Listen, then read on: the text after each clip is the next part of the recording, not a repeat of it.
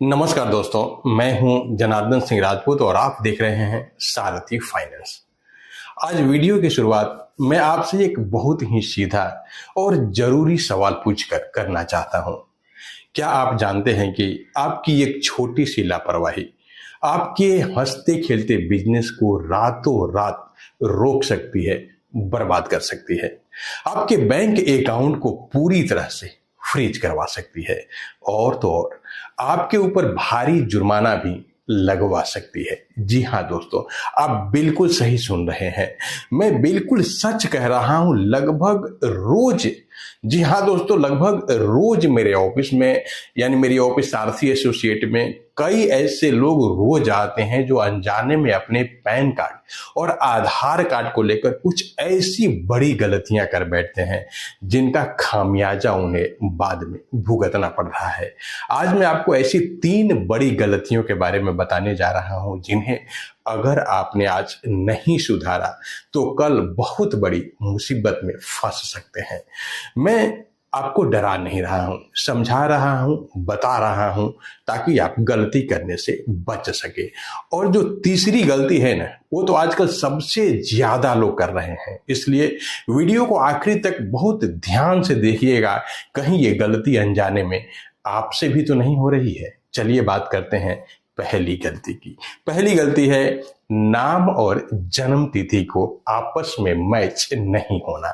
बहुत से लोगों के साथ क्या होता है कि उनके पैन कार्ड पर नाम की स्पेलिंग जो है वो कुछ और होती है और आधार कार्ड पर कुछ और ही होती है।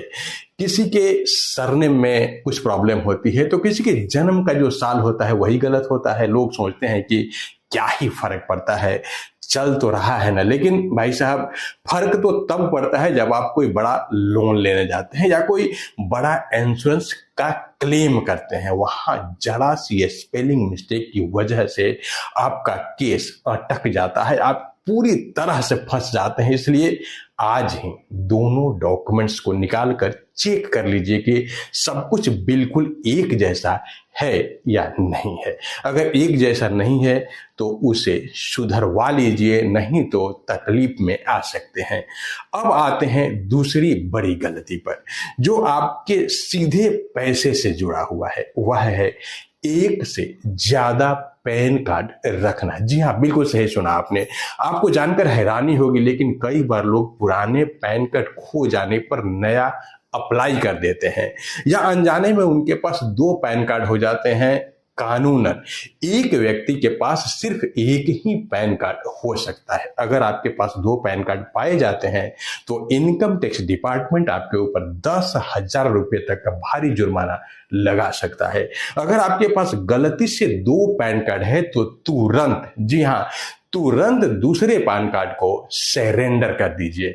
और अब बात करते हैं उस तीसरी और सबसे जरूरी गलती की, जिसे मैं वीडियो के शुरू में ही बोला था, जिसके बारे में मैंने शुरुआत में कहा था, वह है अपने पैन और आधार को लिंक नहीं कराना या गलत तरीके से लिंक कराना। यह भी चल रहा है अभी, सरकार ने इसे अनिवार्य कर दिया है। अगर आपके पैन और आधार आपस में लिंक नहीं है तो आपका पैन कार्ड इनऑपरेटिव यानी बेकार हो जाता है। इसका नुकसान पता है आपको क्या है?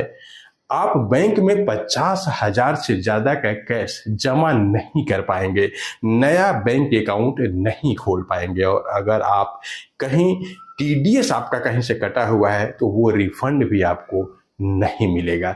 आजकल बहुत से फ्रॉड लोग भी घूम रहे हैं जो कहते हैं कि हम फ्री में आपका पैन और आधार लिंक कर देंगे और आपका डेटा चुरा लेते हैं। ऐसी किसी भी धोखाधड़ी से जरूर बचिएगा, क्योंकि ये फ्री में नहीं होता है। दोस्तों, ये सरकारी दस्तावेज सिर्फ पहचान पत्र नहीं है, ये आपकी फाइनेंशियल लाइफ की चाबी है। इनमें की गई एक छोटी सी समझदारी आपके भविष्य के बड़े नुकसान से बचा सकती है। अगर आपके डॉक्यूमेंट में भी ऐसी कोई गलती है या आप अपना पैन आधार लिंक स्टेटस चेक करवाना चाहते हैं या फिर इनकम टैक्स रिटर्न, जीएसटी या अकाउंटिंग से जुड़ा कोई भी काम आसान तरीके से करवाना चाहते हैं तो बिना किसी चिंता के हमारे फॉर्म सारथी एसोसिएट में आए, हम आपकी पूरी तरह से मदद करेंगे।